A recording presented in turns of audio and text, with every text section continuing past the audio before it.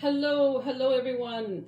I'm Allison with Green Goddess Plants and Seeds, and I invite you to join me around the Hearth-Fire today as we celebrate Mabon, the autumn equinox. Hello and welcome to my kitchen, my messy kitchen in the city. So today we are celebrating Mabon, the autumn equinox. So this year, 2022, the equinox lands on September 22nd. Now, I'm sure if you were to look at it, there's probably some weird numerology going on there, I'm sure. But what we're doing today in the kitchen is I'm going to show you how to make one of our family favorites. It's not necessarily a family traditional recipe, but it was one that was introduced to us by a family friend, and we've been making it for years and we love it. So it's a side dish. It's called an onion and apple galette. And a galette is basically like a free-form pie or tart where it's baked without the use of a pie plate or anything like that. So it's very delicious. It goes surprisingly well with any kind of festive or celebratory dinner, whether it's Thanksgiving or Christmas or anything like that. You know, any family sit down meal, this would go great with. You know, the onions and the apples pair very well together, so they're nice and sweet. And I'm going to get started. So the first thing I'm going to do is I'm going to make my pastry. You don't have to if you don't want to. It's up to you. Or if you've got your own pastry recipe, by all means. But I am going to use the recipe that is on the Tenderflake box because it works for me. And we're just going to get at it. So I've got my flour, my salt mix. I'm just going to cut in my pastry lard here. I'm just going to add it in chunks like that, and then we'll cut it in with a pastry cutter just like that. So the autumn equinox and Mabon, so it definitely marks the end of summer. The garden is finishing off. What's left is pretty much done. I know out at the farm there's not a lot left, and what is left is slowing down. I know Glenn was going to be pulling some stuff out today to try and start tidying it up and making it ready for next year. The trees are turning, I noticed, finally. This year they actually were late in turning, and previous years where we've had really cold summers, they've turned early, but this year they're late, which is nice. We've been blessed with some really nice weather. Some nice, warm, dry weather, which has been beautiful, so that we can actually enjoy these autumn days here. So far here, or in our garden at the farm, we haven't had any frost. Lucky. We're lucky, very lucky, so I'm thanking the weather angels for that we haven't had any of that, because we do still have pumpkins and winter squash in the garden that were planted late, so we do want the weather to hold so that they can finish off. We will be having our pumpkin sale on the 8th of October, so we do want to have as many of those ready as possible. I mean, winter squash, you know, even if they're not quite ripe, when you pick them, will continue to ripen after they're picked indoors, as long as they're cured properly. And by that, once you pick them, you need to put them someplace warm and dry. So basically, they kind of, and then they will keep for a long time over winter. And that's basically what a winter squash is. I mean, the only real difference between a winter squash and a summer squash is they get hard. The skin gets hardened, and the flesh is quite firm. And yeah, so that's why they're called winter squashes, because they're intended to last or store for the winter. Anyway, so for autumn equinox, so yeah, it's autumn. The summer's gone. The year is waning. Everything is finishing off. There's something very nostalgic about autumn. You know, sometimes we find ourselves remembering the fun that we had during the summer or anything like that. So it's a time of comfort food, a time for getting cozy and all that. I mean, there's still work to be done, but it's also a time when we can turn inward. I mean, with the equinox, it's a time of balance. So the days are balanced, so the daylight and the nighttime are in balance, so light and dark. And of course, this happens in the springtime with the spring equinox. So we are now back in balance with everything being equal, but with the darkness gaining power and gaining strength. So we are much shorter days. You know, the sun is down by 7 o'clock. You know, we're losing that daylight very quickly. So, and with that, there is that hint of sorrow, of loss, of grief. You know, like I said, everything's coming to an end. But the darkness isn't necessarily bad or evil. I mean, without the darkness, we'd never see the stars at night. So, but what it does do is it calls us to go inward. It helps us to look into ourselves, to see what's ready to be healed, what needs to be healed. And so it's a good time. So if you do that kind of interpersonal work, this is a good time to kind of start a new cycle of that work. So I do love autumn. I do love the colors. You know, I'm an October baby, so I often find that this time of year is when I feel very powerful. I feel my strongest connection to the wheel of the year and to the earth itself and the seasons. I mean, being a gardener has become an important aspect of my spiritual path, simply because it helps me to connect. I'm outside, I'm working with all the elements directly. I'm working with the plants, I'm working with the earth, and it allows me to experience that wheel of the year and all of its glory and all of its seasons as it turns. All right, so I think my pastry is not bad. Just a little bit more, and then I'm going to add some liquid. So it's a mixture of egg, water, and a little bit of vinegar. I'm just gonna finish this off. There we go. And we're just gonna grab my liquid here. And we're just gonna add a little bit at a time. Now the Tenderflake recipe calls for just a cup of liquid, but I don't know if it's just my location or if it's just that it's dry here, the air is dry, but I always find I need to add more liquid to my pastry just to make it to come together and to form a nice ball. Just gonna mix this up, and then I will have to turn it out onto the counter so I can actually get it to, you know, all firm up together. There we go. So the name Mabon, it's not certain as to where and when or why the autumn equinox gained that name. Now, somewhere I either read or I saw that it was either one of Gerald Gardner's associates that first used the term Mabon for the autumn equinox. And Mabon is actually a figure from Welsh myth. He is the son of Modron, the Earth Mother. And he goes missing, and of course Modron is distraught and pulls out all the stops to find him, you know, asking all the wisest creatures upon the earth where he might be. And in the end, he is resting within the womb of his mother. And so a lot of people see this as, you know, symbolic of the seed being planted in the fall, waiting to come forth in the spring at the right time. So I guess in a certain way, it's kind of appropriate then for Mabon, for autumn equinox kind of thing.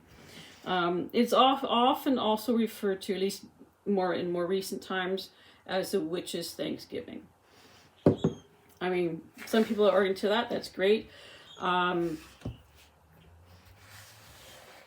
don't do, well, I shouldn't say, I do Thanksgiving, but I don't see the equinox, the autumn equinox, as my Thanksgiving, or as, you know, I will celebrate the secular Thanksgiving with my family in October, which is when the Canadian Thanksgiving is. But for me personally, from my own personal and spiritual vantage point, for me, I find that Samhain is my personal Thanksgiving, and that's when I celebrate Thanksgiving, is then. But it's now's the time to really get outside and enjoy the colors. Enjoy the season. I mean, the trees are turning and they're absolutely gorgeous. There's no reason to get out and go for a walk and just enjoy that display of beauty that nature is giving us. We are still a part of nature. We are still a part of Mother Earth. We like to think that we are separate or above, but we're not. We're still a part of that. And there's still a good part of that still calls to us deep inside, that connection. And so I encourage everyone, if you can, even just spend 5 minutes sitting outside with a coffee, with a tea, and just enjoy the summer warmth, or the last of the autumn warmth, the sunlight. Observe the angle of the sun. Observe the birds. There's lots of geese and cranes migrating right now. Enjoy those sights and sounds and smells and tastes. All right, now I'm going to turn this out onto the cupboard and firm it up. And I know this makes quite a large ball of dough. So what I'm going to end up doing is cutting it in half, and then we'll use half for the galette and the other half I'll probably use for something else. All right, so I've got my balls of dough ready. I'm just going to wrap them in some plastic wrap. Let's see if I can pick this up. There we go.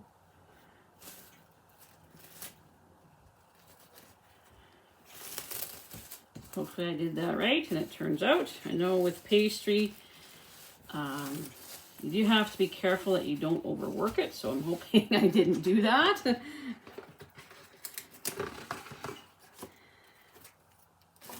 Alright, there's number 2.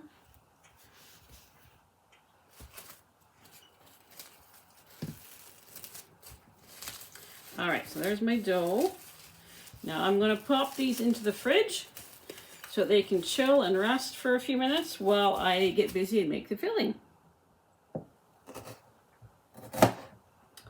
Alright, so I'm just slicing up my onions. They need to be sliced thinly. And a food processor would make short work of this, but unfortunately I don't have a food processor, so I have to do it by hand. And yeah, it's making me cry.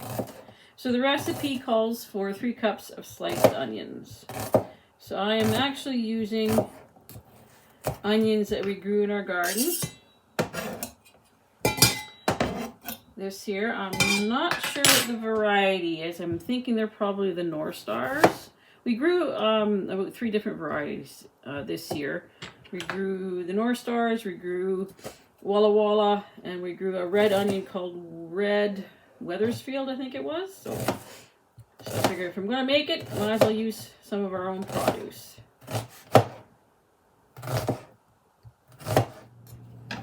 Okay, so I've got the onions finished, and I'm working on the apples. So they need to be cored, peeled, and sliced. So for this, I'm using some organic Gala apples. Normally for something like this, for baking or baking pies, I would make, or I would use like something like a Spartan or a Macintosh apple. I just like their flavor and the way they cook up. But they didn't have any of those at the store today. So my next choice was the organic Galas, so they should be fine. So the recipe calls for 2 cups of sliced apples. So we'll just do that. So I will put the recipe down in the information section, so if you want to try it out yourself, you can. Just finish this off, and then once they're all sliced, we'll get them sauteing in the frying pan. Alright, so the onions and apples are all ready.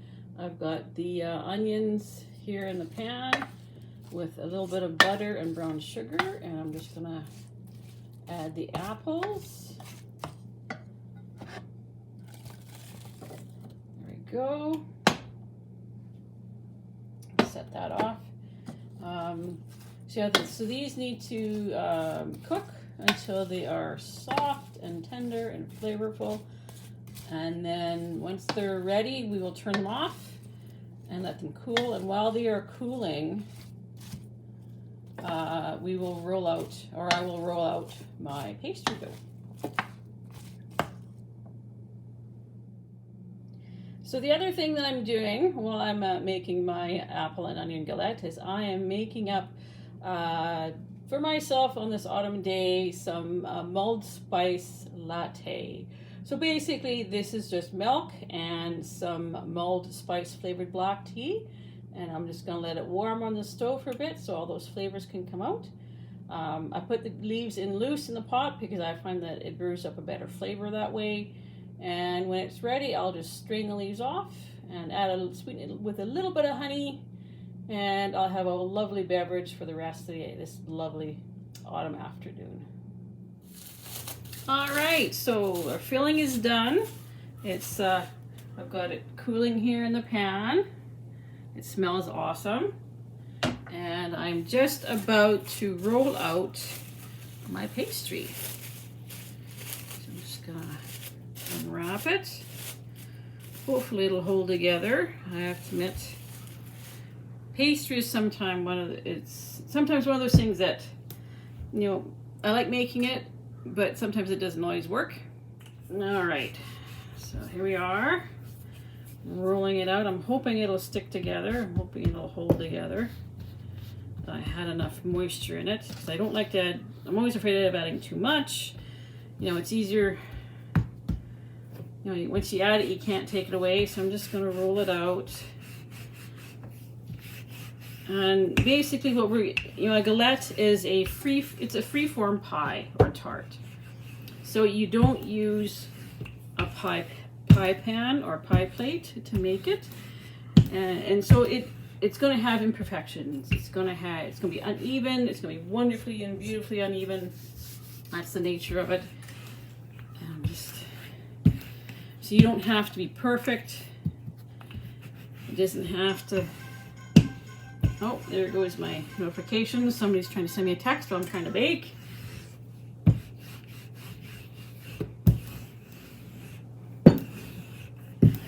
All right, I think I've got it.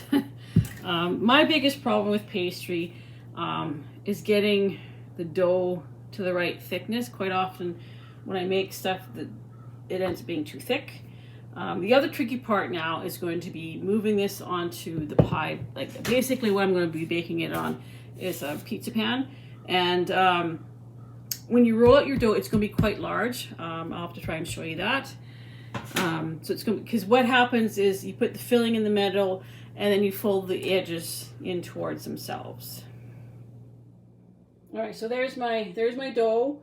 Like I said, it's going to be quite large when you roll it out. But don't worry, like I said, it gets folded in towards the center to make a lovely little galette. All right, so this is the tricky part, is moving it onto my pie plate, or my pizza pan, basically, is what it is. I'm gonna loosen it up here so I can fold it over. Yeah, I don't know if this is gonna work without breaking it into pieces. I like baking. I enjoy it, but I'm definitely a novice at it. I'm sure there's tricks to doing this, but we'll see how it goes. All right, so I managed to get my pastry moved onto my pizza pan. It was more challenging than I thought it would be. I think my problem is I didn't have enough flour down on my surface, and it was sticking to the surface that I was working on, but it's on here. And the next step is to add our filling. So I'm just going to add the filling. Now I've already got my oven turned on and it's warmed up. It's at 375. So we're just going to add the filling. Oh, there we go. I think I made too much. I don't know. That's my problem. I always think things are going to cook down and then they don't, and then I end up with a little too much, but that's okay. So I'm just going to spread it out into the pastry, and then what we do is we fold it in. We fold the pastry into the center, which It's gonna be with this pastry. I tell you, some days I wonder why I bother. But you know, I like the challenge. I like the idea of making it myself, even though it doesn't look pretty. I still get a lot of enjoyment out of doing it myself. So there is that. So I've folded it into the center. And I'll just give you a quick peek here. The last step here is to brush the surface with some egg, and I'll do that. Now I did grease my pizza pan just to make sure that hopefully it doesn't stick to the pan. I'm just going to brush with some egg, with a bit of egg wash. This will help it brown nice.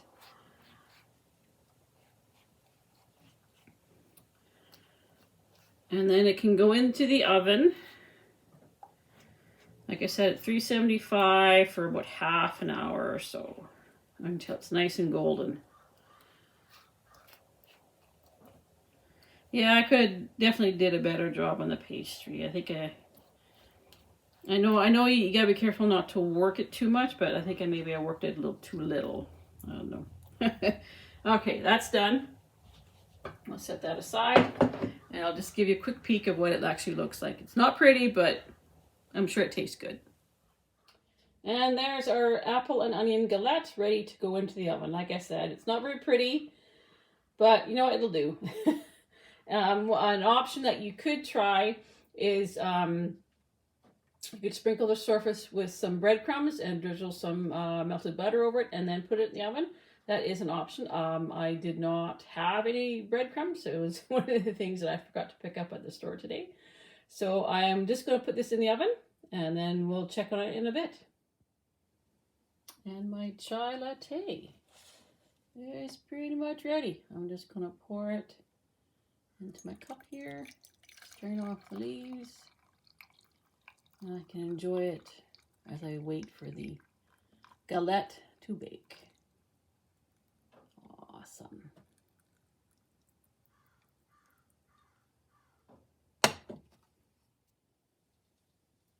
All right, so our galette is done, and I'm just gonna pull it out of the oven here. It looks mighty delicious.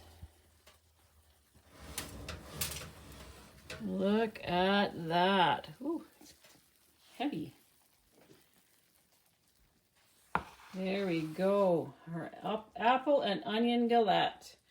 So this is a wonderful side dish to like any meal. Like I said, it pairs really well with like turkey and all the fixins if you're having a turkey dinner. Yeah, so this is one of our favorite recipes throughout the winter, and I hope you will enjoy it. I will put the recipe down in the information section, so if you do want to try it, you can. So thank you so much for joining me around the Hearth-Fire today. I wish you a wonderful and happy and beautiful Mabon. I hope you have the perfect weather to go out and enjoy the autumn days. I want to like to encourage you to like and subscribe to my channel. It means a lot to me when I see that people are actually watching my videos. It's kind of nice. So yeah, I hope to see you again sometime soon. I'm sure we'll be doing another video for our pumpkin sale on the 8th of October. So until next time, you take care.